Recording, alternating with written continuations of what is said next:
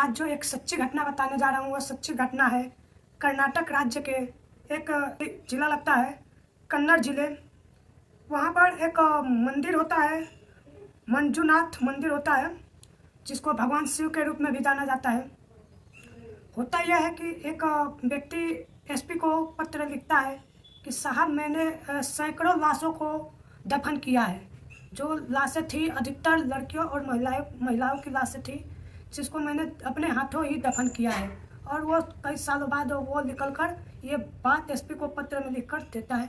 जब एसपी ये पढ़ते हैं और ये जब बातें उजागर मीडिया में आती है, तो समझो कि पूरे देश में सन्नाटा पसर गया भाई।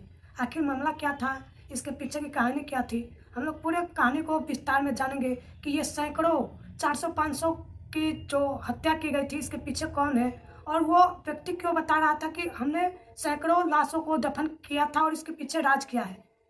नमस्कार, मैं अजय कुमार गुप्ता। मैं आपको जो सच्ची घटना बताने जा रहा हूँ, वो सच्ची घटना है कर्नाटक राज्य के दक्षिण में एक जिला पड़ता है कन्नड़ जिले। वहाँ पर एक धर्म स्थल मंदिर है, जिस धर्म स्थल मंदिर का नाम है मंजुनाथ मंदिर।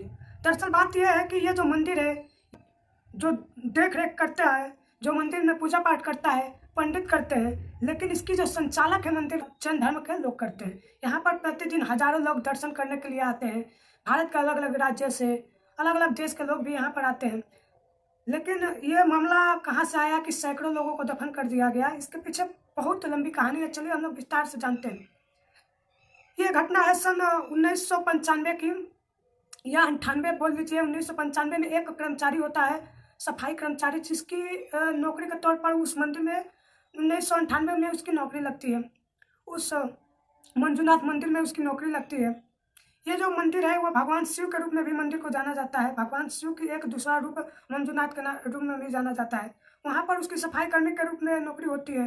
लेकिन धीरे धीरे जैसे समय बीतता गया, उसको इस तरह से उसको कार्य मिलने लगा कि गड्ढा खोलो, उसमें लाशें दफनाओ, ऐसे उसको काम मिलने लगे। स्टार्टिंग में तो पहले उसको जब मिला एक लाश, लड़की की थी 12 से 15 साल की, और उसको बोला गया कि तुम इस गड्ढा खोलो और लाशों को इसमें दफना दो। तो वो तो पहले सवाल किया वहाँ का जो सुपरवाइजर था मंदिर के। उसके बाद वो से बोला गया, अगर तुम ये काम नहीं करोगे, तुम्हारा फैमिली को तुमको जान से मार दिया जाएगा। वो बेचारा डर के माहौल में ऐसे काम करता गया। लगभग 1998 से 2014 तक यही काम किया। उसके पास पहला केस है, दूसरा केस है, एक महिला का पूरा मुंह तेजाब से जरा हुआ था, उसको मतलब रेप पीड़िता थी, उसको भी वो दफन किया। उसके बाद तीसरा मैटर जब आता है, उसके फैमिली से ही रिश्तेदार की उसकी कोई लड़की थी जो कई दिनों से लगता थी, और उसको जब वो दफन किया तो उसका शरीर पर कोई कपड़े नहीं था। वो दफन करने के बाद उसकी जो रूह थी भाई कांप गई। वो रातों रात वहाँ से, 2014 की घटना है, वो रातों रात वहाँ से अपने पूरे फैमिली के साथ वहाँ से वो भाग गया।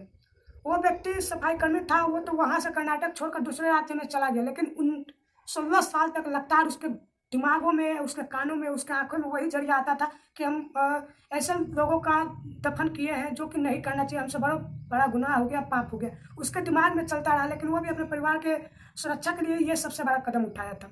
अब ये समय बीतता गया, जैसे 2025 आता है, उसको अब रहा नहीं जाता है। अब वो सोचता है कुछ भी हो, मैं ये पूरा खुलासा करके रहूँगा, जैसे कि उसने सैकड़ों लाशों को दफनाया था।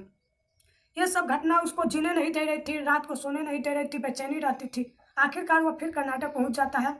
वहाँ के जो जिला पड़ता है कन्नड़ जिला, वहाँ से जाकर एसपी को 3 जुलाई को, सबसे पहले 3 जुलाई 2025 को FIR दर्ज कराता है थाने में, और एक पत्र लिखकर एसपी को बताता है पूरी बात।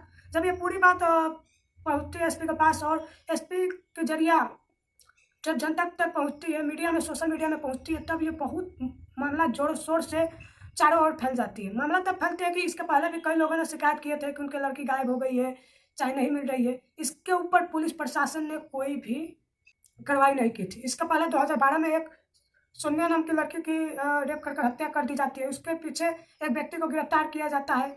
गुनाहगार व्यक्ति वो नहीं था, और उसको 12 साल जेल के पीछे सजा काटना पड़ता है। उसके बाद फिर से हाईकोर्ट उसको जमानत दे देता है।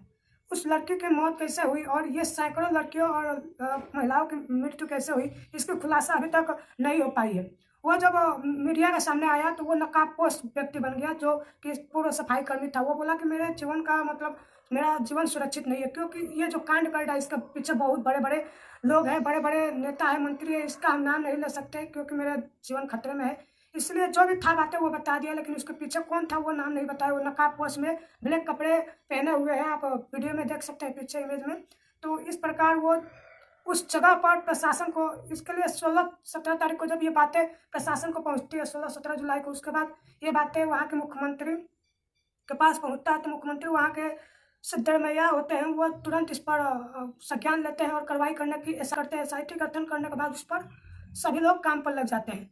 इसने जिस जगह पर लाशों को दफन किया था वो वहाँ पर ले जाता है। 15 जगह चिन्हित किया गया, जिसमें 30 जुलाई से जो खुदाई शुरू हुई, पहला दिन कुछ नहीं मिला, 2 जगह खुदाई करने के बाद, क्योंकि उस समय बरसात ज़्यादा चल रही थी।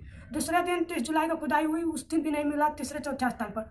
जब 31 तारीख को खुदाई हुई थी 6वें जगह पर, तो वहाँ पर 25 हड्डियाँ मिली थी इंसानी की। उसको तत्काल जाँच के लिए लैब में भेज दिया गया है और आगे भी खुदाई जारी है। आगे कितनी लाशें मिलेगी इसकी कोई गणना नहीं की जा सकती है। अभी तक लगभग 9 जगह 11 जगह खुदाई हो चुकी है और 5-6 जगह और भी खुदाई बाकी है, क्योंकि वो जो नदी है वो नेत्रावती नदी के किनारे जो लाशों को दफन की गई है, वहाँ की मिट्टी दलदल है और खुदाई हो रही है, बरसात की वजह से वो धंस जा रही है, तो इसमें काफ़ी टाइम लग रही है। और ये सैकड़ों, अगर ये बात सही है तो सैकड़ों मौत के पीछे गुनाहगार कौन है, इसकी जो घटनाएं हो रही है और प्रशासन इस पर चुप है, इस पर कोई कार्रवाई नहीं कर रहा है। जो भी इसके ऊपर कार्रवाई करने के लिए आगे आ रहा है उसको दबा दिया जा रहा है, उसका या तो मार दिया जा रहा है। आखिर इसके पीछे इतना बड़ा आदमी कौन है, मंत्री है या नेता है या CM का कुछ है या कोई और है, इसके पीछे वजह क्या है, इतना बड़ा क्यों है कि आखिर SIT की टीम में भी गठित एक SP ने उस सफाई कर्मी को धमकी दी, इसके पीछे वजह क्या है, इसके पीछे कौन से लोग हैं, मंदिर प्रशासन के लोग हैं कि वहाँ के जो मंदिर में पुजारी है वो लोग हैं, या इसके पीछे कोई बड़ा नेता है या मंत्री है। ये मैंने कहानी को पढ़ने में लगभग 10 दिन लग गया, उसके रिसर्च और निष्कर्ष निकालने में 10 दिन लग गया। इसका निष्कर्ष निकालने के बाद मुझे पता चला इसके पीछे बहुत बड़ा मंत्री के हाथ है। हमको नाम जानकारी नहीं है, लेकिन मैंने इसको रिसर्च के जरिए पता किया है। तो मैं सरकार से अनुरोध करूँगा इस पर जितना ज़्यादा होगा इसको मामलों को छानबीन किया जाए और असली गुनहगार को लिया कर उसको फांसी की सज़ा सुनाई जाए, क्योंकि ये 1-2 मामले नहीं है, ये कम से कम 25 साल 26 साल से ये कंटिन्यू मामले होते जा रहे हैं। लड़कियों के साथ गलत हो रहा है, रेप हो रहा है, बलात्कार हो रहा है, उसको दफना दिया जा रहा है, प्रशासन कोई कार्रवाई नहीं कर रहा है। मेरा इस कहानी को सुनाने का उद्देश्य किसी का दिल दुखाना नहीं है, किसी को परेशान करना नहीं है, लेकिन लोगों को जागरूक करना है, लोगों को सचेत करना है। अगर मेरी वीडियो आपको अच्छी लगी है, वीडियो को लाइक कीजिए, चैनल को सब्सक्राइब कीजिए, शेयर करना मत भूलिएगा। तब तक के लिए जय हिंद, जय भारत, वंदे मातरम। मिलते हैं अगले वीडियो में।